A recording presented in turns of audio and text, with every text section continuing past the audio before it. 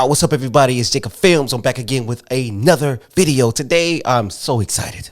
Why am I so excited? Sony hit us with a firmware update announcement, all right? Some of these firmware updates you might not find, that interesting.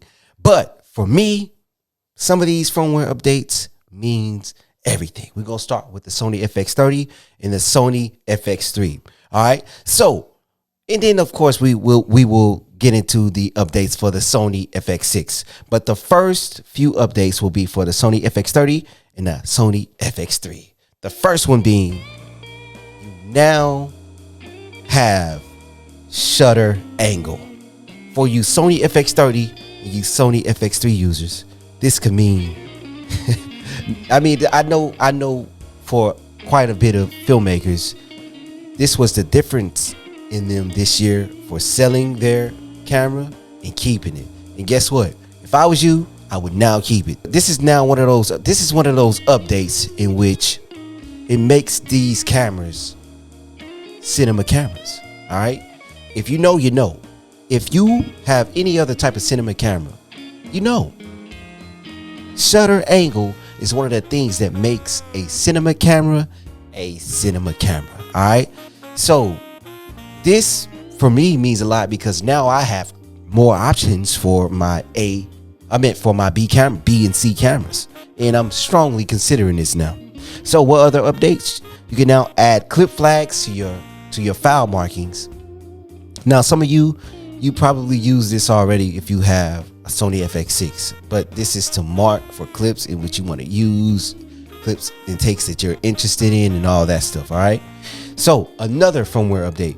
You have advanced live stream support now for 1080p and for also 4K. If you like to do live events, if you like to stream, whether you're doing Twitch, going live on YouTube, now you have the support for your streams. Okay.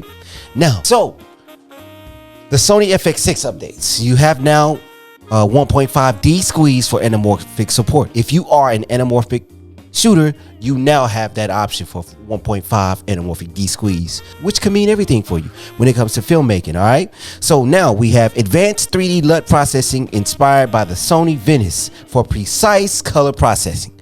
For me, this means everything. Why? Because the Sony Venice color science is my favorite color science out of any sensor. And now I have opportunity with my Sony FX6 to achieve the same exact color science. For me, this is the meat and potatoes of this video. This is why I wanted to make this video, because guess what? Now I can have the same color science as Avatar, James Cameron.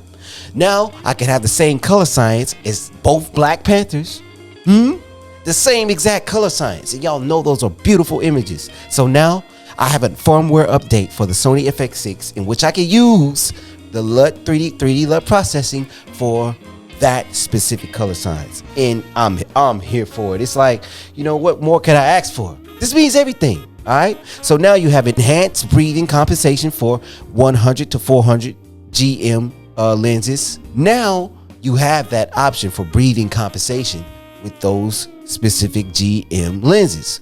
Also, you have breathing compensation for 200 to 600 millimeter G lenses for the less expensive lenses.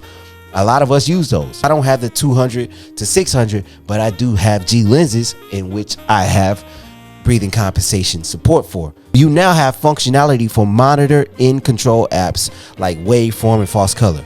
See, I get those things from my Atomos Ninja 5. So I'm looking at it right now and I'm using false color to make sure my exposure is pretty decent. Okay. But guess what? Now you can have that. I think, if I'm not mistaken, in camera. Woo, they got something going here. So the question is, should you buy these cameras? Should you buy Sony FX30, FX3, or Sony FX6 for 2024?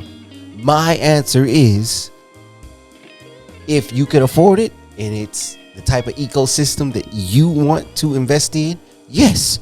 Because guess what? I said that I'm going to strongly consider purchasing an FX6. No, I'm sorry, an FX3 or an FX30 now that they have shutter angle. So that makes it more of a cinema camera.